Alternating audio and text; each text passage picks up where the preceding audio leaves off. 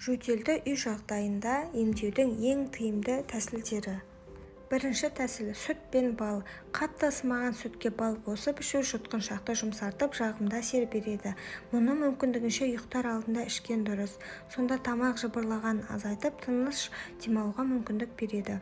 Ол үшін бір кесе сүтке 1-2 қасық бал, сосын саусақ ұшымен кішкене ас содасын қосу қажет. Мұны түсте және кешке қабылдау жөтелді босатып, қақырықты түсіріп, организмдегі зиянды заттардың сыртқа шығуына әсер етеді.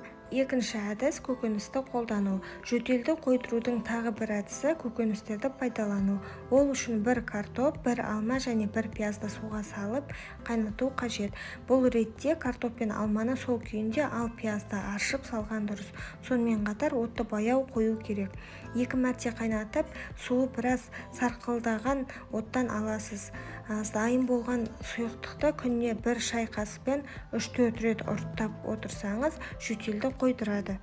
Үшінші әдіс – құйрық май. Қойдың құйрық майын ертіп пайдалану жөтелге дауа. Ол үшін құйрық майды ысытып, онымен алқым, арқа және 2 табанды сылап шығу керек. Сылаған соң мейлінше қымтанып, қалың жамылып демалған дұрыс. Жылы күйінде майдан 1 қасық ұрттау да жөтелді кетіруді жылдамдатады.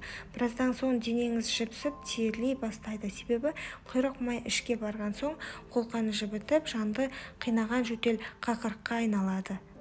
Төртінші әдіс – бумен емдеу. Жөтел енді басталып келе жатқан кезде дәрігерлер ингаляция жасауды ұсынады. Егер мұндай аппарат болмаған жағдайда, қолда бар заттарды қолдануға болады. Мәселен, үй ыдысында бір тостағанға ыстық су құйып, соған қарай еңкейіп, басыңызды сүлгімен қымтап алу керек.